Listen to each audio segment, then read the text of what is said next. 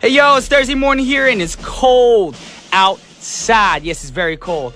Watch out because this morning it was actually minus 19 degrees Celsius. So please dress warmly if you can. Wear a scarf. Some gloves if possible, especially if you're those people who are walking outside, taking the subway and stuff. And please, if you're riding a motorcycle, be smart. Pull it over, park it, and take the subway if you can. And if it's possible, take the cab. It's easier that way. I mean, yeah, the money might be a little too steep for y'all, but it's actually safer with the cold air. I don't want you guys getting hypothermia or getting sick. But if you're listening to me right now, you're most likely in your car. You got your smartphones on and everything. And remember to wear gloves. It's very important. My radio show is very important as well, but you guys are more important to me. So our first song today comes from the 2003 film Bad Boys. Bad Boys Part 2, actually, to be exact. And it was requested by listener 1223. So this is Diana King singing Shy Guy from the Bad Boys 2 soundtrack. Check it out. Hey everybody, this is Brian Jew and you're listening to The Drive-In on TBS efm 101.3 in Seoul and surrounding areas and GFN 98.7 in Gwangju and 93.7 in Yeosu. And here's a few ways to get in contact with us. You can call the studio at 02-778-1013 or send us a text at sharp 1013 for a charge of 51 or simply send us an email at efmdrivein@gmail.com. Or you can just tweet us. That's what a lot of people are doing these days. It's very convenient at efmdrivein. Also, we have a webpage at tbsefm.soul.kr and click on the drive-in and then just write up whatever you want to do on the message board. A shout out, song request, whatever it is. But make sure the requests are from a movie or a TV show. The songs can't be from any pop track that you like. And right now, we're going to read some Twitter comments for you guys. We have every day. The great thing about Twitter is we find brand new listeners from all over the world. And it means a lot to us. Right now, we have one from Midori. I don't think I've ever read one from Midori. Show now playing TBS efm, great radio show, Brian G Music. The Drive-In. Thank you very much. Ria wrote, good morning to our sexy, sexy DJ. Exactly, because guess what? I'm bringing sexy back. Yeah. Keiko wrote, good morning, Brian. Brian G Canada wrote, happy Thursday. Just got home and tuning in. Well, thank you very much. With that said, now it's time for the scene of the day.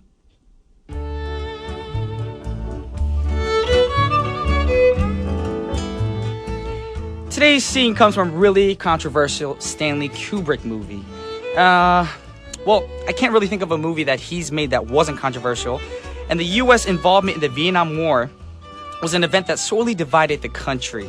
And on one hand, there was those who believed that communism needed to be defeated at all costs. And most of these people were a little bit older and were the generation that fought in the World War II. And on the other hand, you had the younger people, the ones who were actually doing the fighting. These were usually from the people from our parents' generation, also known as the baby boomers. And they felt that drafting young kids to go fight in a war in a tiny Asian country was not morally just. Following the war, there are many films about it, some of which show the heroic pursuits of the soldiers as they tried their best to fight for freedom of South Vietnam. And others took a more grim approach and showed U.S. soldiers doing terrible things and hurting people unnecessarily. This film is probably a little bit of both. And the film I'm talking about today is from 1987, and it's a classic war movie, and it's Full Metal Jacket. Y'all know this movie. If you're from back then, you're going to love this movie. And this film showed what it was like to have been drafted to go to Nam back then. And it followed Private James Davis, codenamed Joker, their basic training and his defiant military news correspondent once he was shipped to Vietnam. The first half of the film is in basic training, which had one of the most memorable characters ever made for the film. That was R. Lee Emery as a drill sergeant. And today's scene comes to the first half, and it really shows how some people thought that the U.S. Army really tried to brainwash its soldiers. So, let's have a listen to this scene. Amen. Whoa, do you see what's going on right here? The soldiers are praying to their rifles. It's kind of sick if you think about it. The basic training section of the movie shows how some people are cut out for the military services and others are not. And one soldier, codenamed Private Pile, ends up snapping and he goes cray cray and everything. And I don't want to reveal too much about the movie because then you won't go and see it. So I recommend that you go see this film. It's a great film. It's a great action film. The song that we're going to hear from the film today is probably the only song that Frank Sinatra's daughter Nancy is well known for. So here's Nancy Sinatra with These Boots Were Made for Walking. That was These Boots Were Made for Walking by Nancy Sinatra from the Full Metal Jacket original soundtrack. Coming up on today's show, today is the first Thursday of the new year, and normally Olivia would be here for Cray Cray Thursday, but unfortunately, Olivia is feeling under the weather. She's kind of sick today, so she's been in the hospital for the past few days, and she's home resting right now. So today, since Olivia can't make it, since Eugene wasn't here in the studio yesterday, we're going to have him substitute for her today for Cray Cray Thursday, and that'll be after intermission, so I want y'all to stay tuned for that. But right now, we're going to go into the next song request, and the next song request comes from Miss May Ann, one of our avid listeners. She listens pretty much every day. Thank you, May.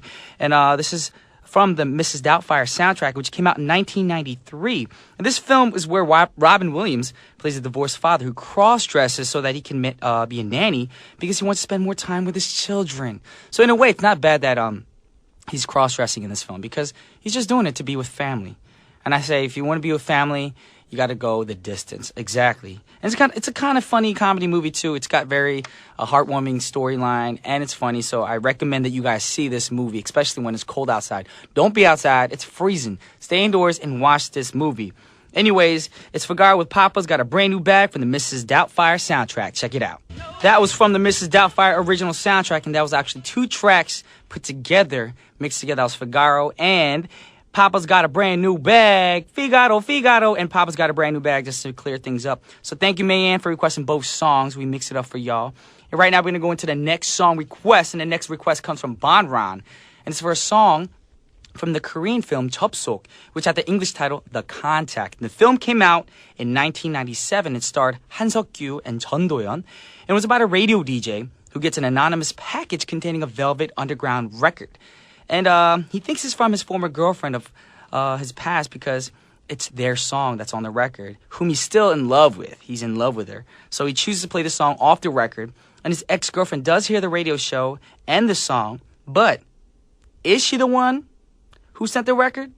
We don't know. I don't want to tell y'all. Then I'll ruin the movie for you. So go check it out if you can. Here's Velvet Underground with Pale Blue Eye.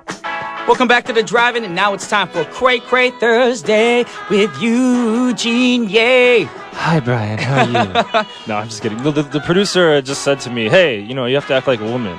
Yes. Because Olivia's a woman, obviously. And, yes. And here we are on Thursday, and this is usually... Just because you have to act like a woman, you don't have to sound... Hello. Okay, some women have right. deep voices. Yo, Brian. Actually, you always say Thursday is your favorite day because you finally get a woman in here, Yeah, you just brought my day down. Thanks. I'm sorry. if you want, I'm just joking. I will change my mannerisms a little bit. No, I'm excited because we missed you yesterday and you're back. Yes, I am also very excited, and I am also very cold. Did you know it was like minus 19 today? I think you mentioned it was earlier. minus 19, yeah. But to be honest, I got a good workout in this morning at 7 a.m. Mm-hmm. So I guess my body heat's at this peak right now. When I came in, I even told you, I was like, it's really hot in here. And you looked at me like, hot? Yeah, I'm actually wearing a scarf in the studio right now. But let's get into Cray Cray Thursday, and I'm excited because this is my first movie review. Usually I just do the news and stuff. And this is your first Cray Cray movie review? No, it's going to be my first review ever on this show. Right? Seriously? Yeah, because we've talked about what's coming up in theaters soon, right? That is true, and you also and you did review a little bit. I think I did review one movie. We did the Tim Burton review a few weeks ago, I guess. That's true. But today's movie is Not Another Teen Movie, and that's the title of the movie. This came out in 2001. I'm not sure if I saw this movie. You're not sure? I feel like I've seen it, but I don't remember. I don't recall well, any of the scenes. It's basically a parody of all the entire teen movie genre. I mean, there's a long list of movies that it parodied, and if you want, I can tell you all of them. Oh, wasn't Chris Evans in this movie? Chris Evans was in this movie. Okay, then I'm thinking the right movie. Okay. So this movie parodied 10 Things I Hate About You, Almost Famous, American Beauty, American Pie, Better Off Dead, The Breakfast Club, Bring It On, Can't Buy Me Love, Can't Hardly Wait, Clueless, Cruel Intentions, Dazed and Confused, Detroit Rock City, Election, Fast Times at Ridgemont High, Ferris Bueller's Day Off, Footloose, Jawbreaker, The Karate Kid, Lucas, Never Been Kissed, Porky's, Pretty in Pink, Risky Business, Road Trip, Rudy, Save the Last Dance, She's All That, 16 Candles, Unbreakable, and Varsity Blues. Wow. Yeah. For you listeners, if you can name every single movie that Eugene stated right now with the speed that he was saying it at, I will send you Eugene. Okay. Yeah, I had it totally memorized. Right. Wow, that's wasn't written on a crazy. script. So yeah, the basic parody. I mean, although it does parody all those movies, there's two main plots that it's parodying. That's American Pie and She's All That. Have So you it's seen both of basically those more of a movies? teen movie version of Scary Movie when they make fun of all the horror movies. Yeah, basically. Okay, but okay. it's around the teen movie genre. Okay, so the basic plot of the movie, like I said, it's like American Pie and She's All That. If you remember the plot, the plot of American Pie was it's about four kids who want to lose their innocence before they graduate. Was it 4 or 5? In American Pie, it was 4 and then Stifler. Oh, the annoying friend, of Yeah, course. but Stifler had already lost his innocence, I'm sure, right? And then 'Cause he ain't no innocent boy. Anyways. definitely not. And then She's All That. It's like the popular kid. He makes a bet to try to make the unpopular girl the prom queen. Which is pretty much a lot of the teeny bopper movies out there. Right, I guess Yes. so. But I mean, it's like some dude bets him and says, "Hey, I bet you can't make that ugly girl the prom queen." And then he like tries to make her popular and everything. And it's kind of like shows you how immoral being popular was in high school, like, or how stupid it is, I guess. That's the movie with Freddie Prinze Jr., right? Yeah, She's that All is the That? one with Freddie Prinze Jr. Okay. Okay. So then in this movie, they're gonna start off with this character named Jake Weiler, who was played by Chris Evans, as you mentioned. He's the quarterback, and he breaks up with his cheerleader girlfriend because he thinks he's seeing that high school popularity is kind of meaningless, and their relationship. Yeah, it makes sense for him, the quarterback, to go out with the head cheerleader, but he doesn't really like her. Just people expect them to be together. And after he breaks up with her, he gets a challenge from one of his friends. It says, "You can't make this nerdy girl the prom queen," and he's like, "Oh, that's a really hard bet because she has a ponytail and glasses. Like you could never make anyone with a ponytail and glasses popular." Right? It's pretty funny. Like there was like an albino chick or a humpback chick, and they're like, "Well, some kids are into the humpback chick, or albino. She has clear and bright skin, so she's gonna be popular that way. But the ponytail and glasses, there's no way anybody like that could be popular." So it's pretty funny. Meanwhile, the girl that he was trying to turn into the prom queen, her name is Janie, and her younger brother, and he has 2 friends, and they make the pact where they want to, experience women before the school year ends, and a lot of crazy antics go on. We'll talk more about the plot a little bit later in this review, but we can go on with that. Who directed it? Good question, Brian. It was directed by Joel Gallen. I didn't ask the question, but I knew you were going to say it anyway. Okay. Joel Gallen later went on to direct Zoolander. Yeah, I'm sure you saw that. Okay, that's a funny movie. And he did a lot of shows on Comedy Central. Yes. All right. Would you like to know what some of the funny moments were? Well, actually, I don't because I already saw this movie. You already saw the movie. Joking! For all the my listeners out goodness, there. Oh, my goodness. Let the listeners know which parts that you thought was funny, though. Okay, all right. Yeah. Well, just parodies every single movie that we listed up there. But there are, of course, a lot of funny moments. There's the one part where Jake is trying to get Janie to like him. So he takes some advice from his friend and decides to sing a song to her. And you know what song he chose? Janie's got a gun. Janie's got a gun. So he's like, Janie's got a gun. Right. Now, Yeah. because her name is Janie, and Janie's in the song, right? But the Correct. problem is, when he's singing to her, all the other people in the crowd, they think that all the people in the crowd, they're like thinking that she has a gun, and they start running away from her, right? And I guess he didn't choose the right song choice because of that. And I was wondering, did they name the girl Janie specifically for that one joke? I'm pretty sure because they probably, when they're doing the song selections, they're thinking, okay, since the song says Janie's got a gun, let's just name the character Janie. That is It's possible, easier. but remember in She's All That, the character's name was Lainey. So So they had to make like a fake character with a similar name. Yeah, I guess so. So I think they made the joke after the name, not the name after the joke. So if they you know made a what I'm comedy movie about me, the guy's name would be Ryan. saying? Or Lion, Or Lion, yes. or Brian. Who What knows? would you be? Just Eugene? Probably something by my middle name, I suppose. Maybe Billy or Eugene William or something. Okay, like that. your middle That's name. possible.